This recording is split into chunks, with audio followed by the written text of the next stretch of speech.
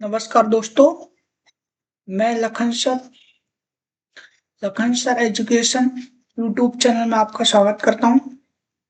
आज हम एक नए टॉपिक पर अध्ययन करेंगे, हिंदी पद्य साहित्य का इतिहास।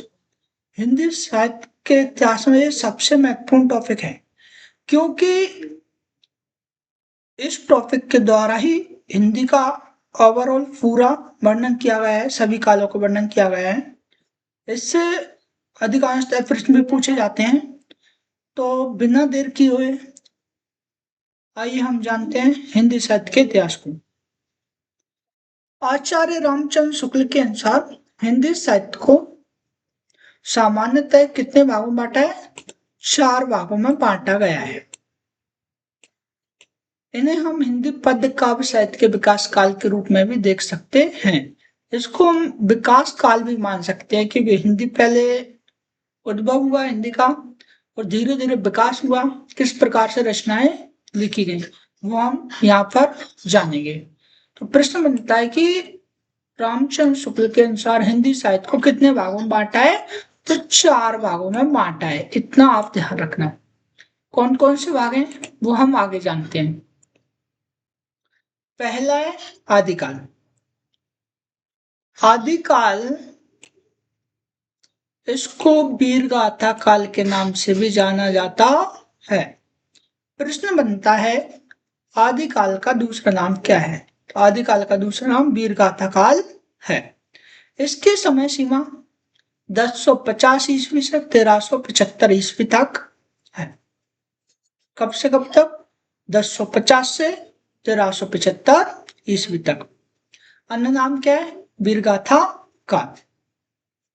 2 प्रश्न हो गए इससे। इसकी प्रमुख विशेषताएं देखते हैं। इस काल में कविता मुख्यतः वीर रस, देशभक्ति, युद्ध कथाओं पर आधारित थी। ध्यान रखना, आदिकाल का नाम वीरगाथा काल इसलिए पड़ा था क्योंकि इस काल के जो कवि थे वो वीरता पूर्वक रचना इसलिए लिखते थे कि इस काल में वीर लोग हुआ करते थे। ठीक है। और देशभक्ति चरम सीमा पे थी, देश के लिए मरने मिटने के लिए भी तैयार होते थे। युद्ध बहुत ज्यादा हुआ करते थे इस आदिकाल में। ठीक है। तो युद्धों का वर्णन भी किया जाता था। अब भाषा की बात करते हैं तो भाषा प्रारंभिक रूप था भाषा का, क्योंकि आदिकाल प्रारंभिक काल था। तो अपभ्रंश सबसे पहली भाषा थी, उसके द्वारा अपभट्ट का निर्माण किया है। फिर प्रारंभिक हिंदी आई। उस प्रारंभिक हिंदी में खड़ी बोली थी, ब्रज और अवधी। ये प्रारंभिक हिंदी में भाषा थी। ठीक है। ये भाषा हो गई और ये हो गई मुख्य विशेषताएं। ठीक है।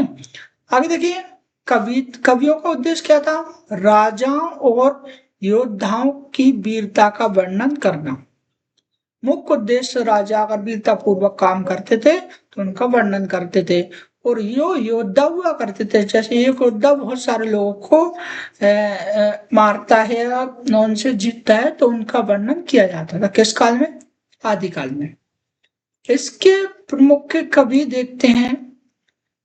चंद्रवरदाई ने कौन सा ग्रंथ लिखा था?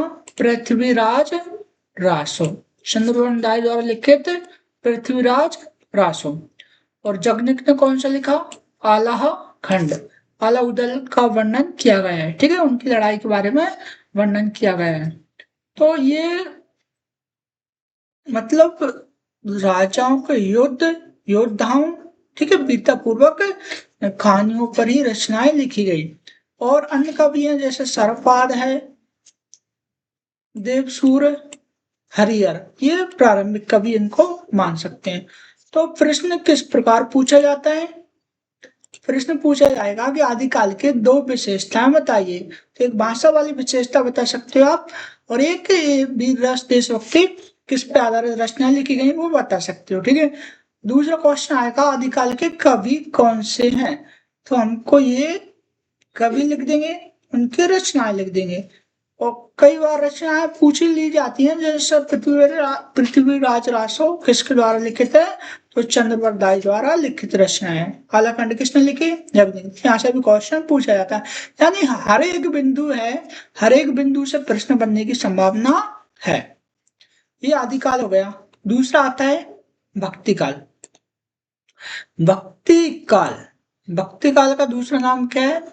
पूर्व मध्य काल। भक्ति काल को पूर्व मध्य काल के नाम से भी जाना जाता है। ठीक है, याद रखना। भक्ति काल का अन्य क्या नाम है? पूर्व मध्य काल। प्रमुख इसकी समय सीमा देखते हैं, 1375 से 1700 ईस्वी तक। हिंदी काव्य का स्वर्ण योग कहा जाता है। भक्ति काल को कौन सा योग कहा जाता है? स्वर्णम योग कहा जाता है। प्रमुख विशेषताएं हैं इसकी, कविता में ईश्वर भक्ति, प्रेम, मानवता और समानता की भावना है। भक्ति काल में क्या क्या है? ईश्वर भक्ति है, प्रेम है, मानवता है और समानता की भावना है। अब देखिए, भक्ति काल को भी कुछ शाखाओं में बांटा था। पहली शाखा थी निगुण शाखा, दूसरी थी सगुण शाखा। अब निगुण शाखा को जो मानने वाले अनुयायी थे, तो उन्होंने ये बोला कि ईश्वर कैसे हैं? निराकार हैं, ईश्वर का कोई आकार नहीं है, ना ही हम उनको देख सकते हैं। इसकी भी दो शाखा बन गई। इसकी भी एक ज्ञान मार्गी और दूसरा प्रेम मार्गी। तो जो ज्ञान मार्गी वाले कवि थे, उनका मानना था अगर हमको ईश्वर प्राप्ति करना है तो हमको ज्ञान के मार्ग पर चलना पड़ेगा। ज्ञान एकत्रित करो भगवान बुद्ध जैसा, और हम ईश्वर की प्राप्ति कर सकते हैं, मोक्ष की प्राप्ति कर सकते हैं। इस जो शाखा थे ज्ञान मार्ग की, उसमें कबीर दास है, रहीम दास जी हैं, तो इन्होंने धोआ लिखे ज्ञान वाले। और प्रेम मार्गी शाखा, तो प्रेम मार्गी शाखा के जो कवि थे, उनका कहना था ईश्वर प्राप्ति करना है तो हमको प्रेम करना आना चाहिए।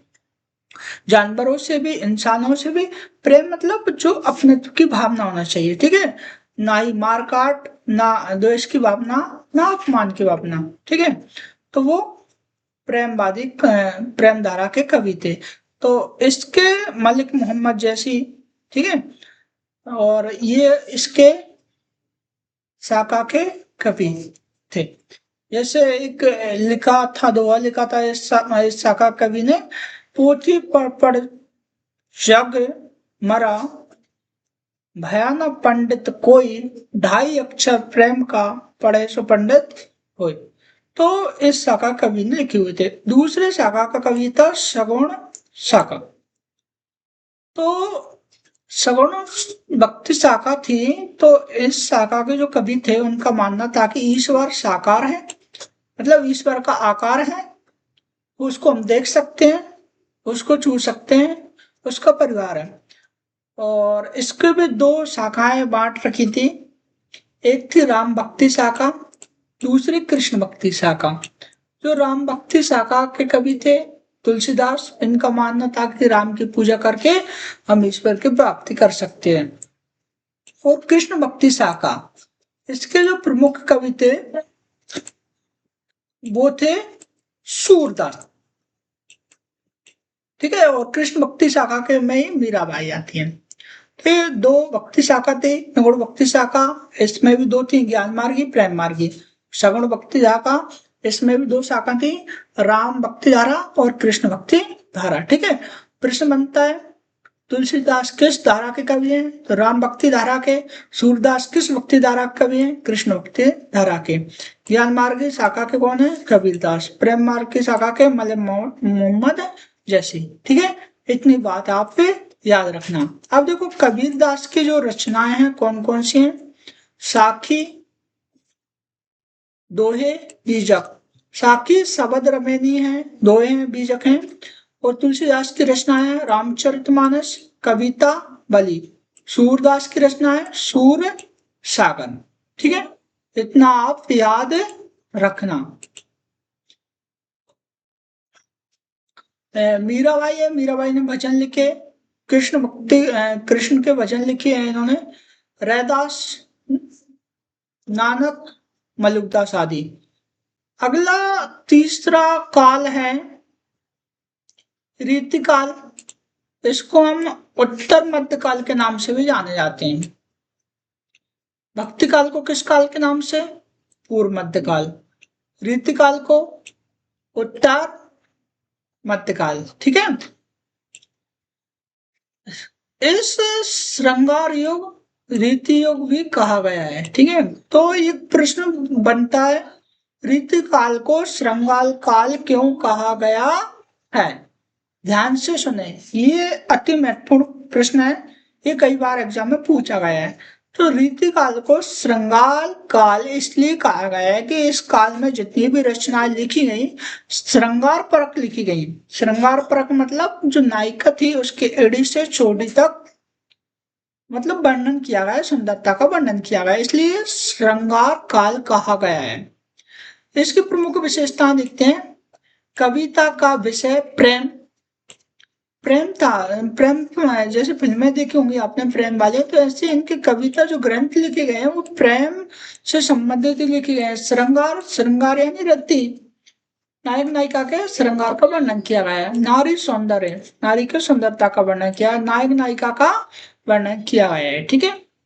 ओवरऑल कहने का मतलब है कि प्रेम से संबंधित वर्णन किया गया रीति काल में। इस काल में रीति, काव्य शास्त्र या अलंकार का विशेष प्रभाव रहा।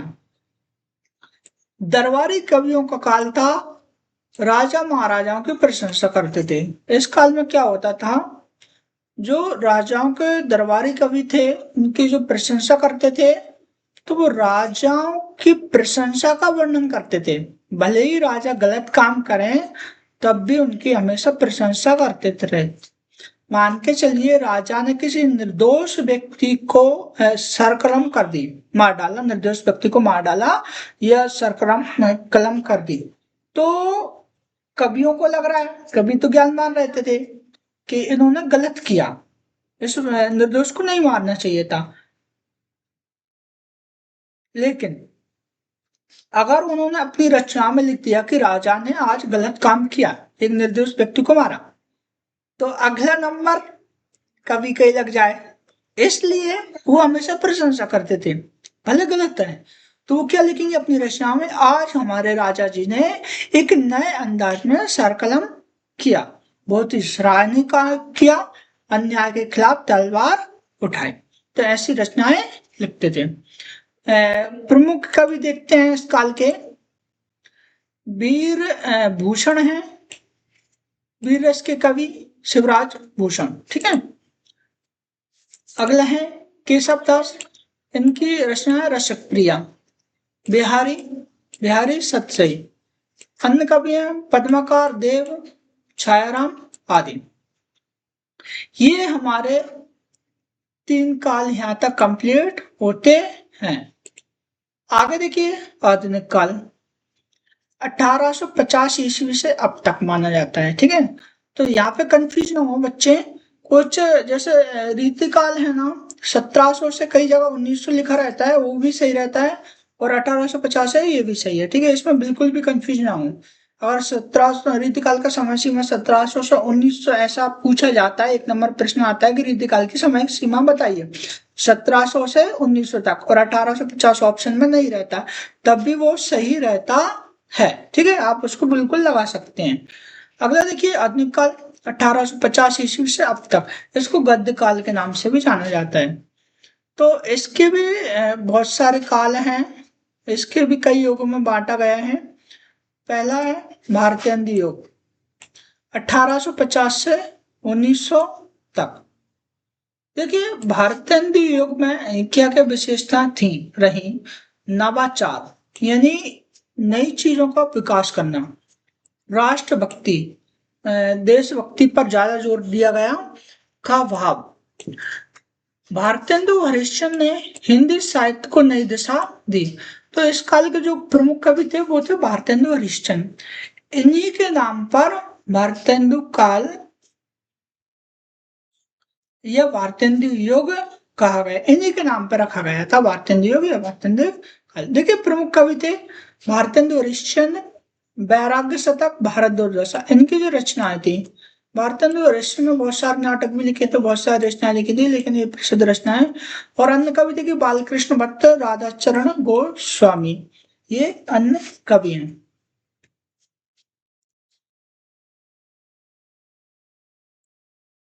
आगे बढ़ते हैं। प्रश्न ऐसे बनता है, भारतेंदु युग के दो विशेषताएं और दो कवि के नाम बताइए। द्विवेदी युग। देखिए, द्विवेदी युग 1900 से 1918 तक रहा है। इसकी विशेषता पर ध्यान दे तो काव्य में देशभक्ति, नीति, सुधारवादी दृष्टिकोण रखा गया है। भाषा शुद्ध खड़ी बोली हिंदी थी।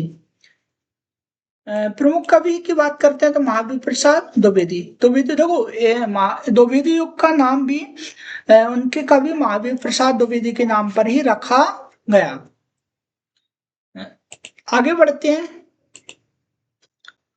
मैथिली शरण गुप्त अगली कवि हैं, तो इनकी रचना थी साकेत और भारत भारती। अगला कवि है युग है राम नरेश त्रिपाठी, नरेश शर्मा हुए। अगला युग छायावादी युग, ये बहुत बहुत महत्वपूर्ण युग है। इसकी समय सीमा कितनी है? 1918 से 1938 तक। काव्य में विशेषता देखें, काव्य में भावनाओं, कल्पना और रहस्यवाद का प्रभुत्व है। इसे हिंदी का रोमांटिक युग भी कहा है। प्रश्न बनता है, हिंदी का रोमांटिक युग कौन सा है? छायावादी युग। ठीक है, ये दो हुई इसकी विशेषताएं।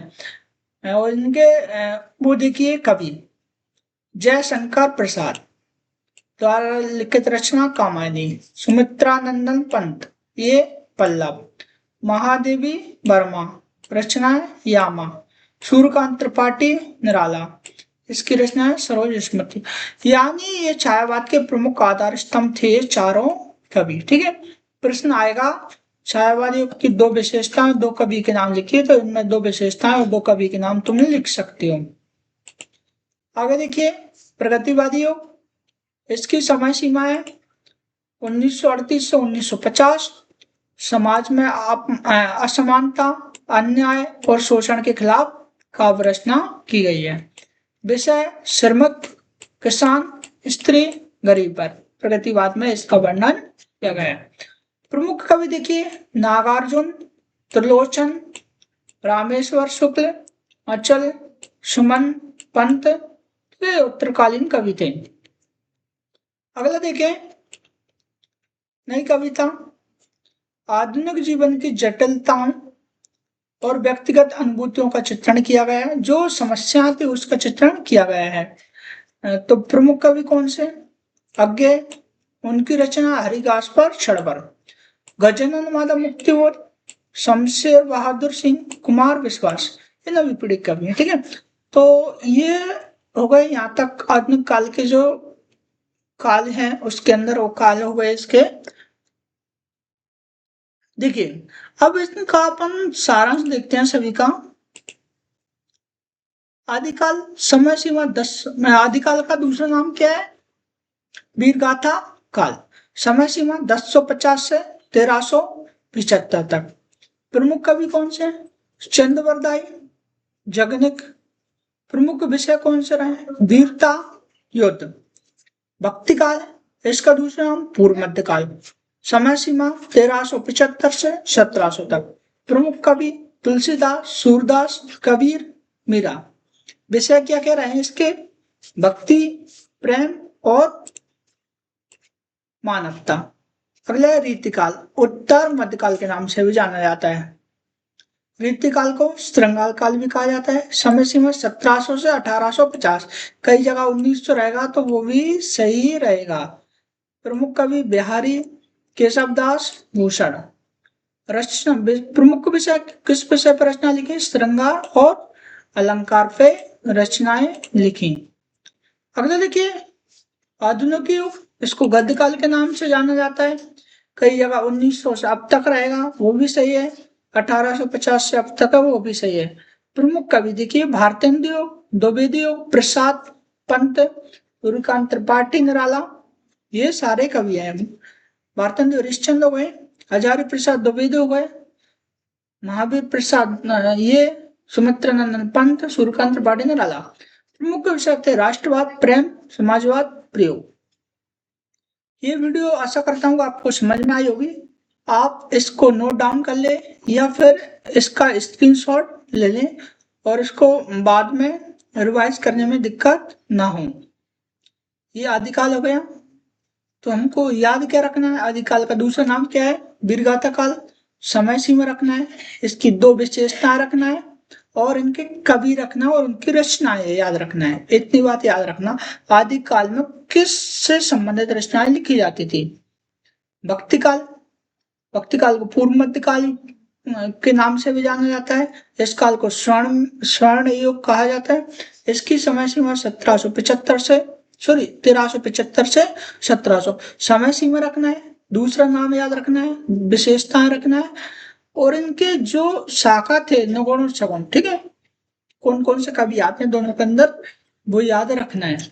प्रमुख कवि भी याद रखना है, ठीक है।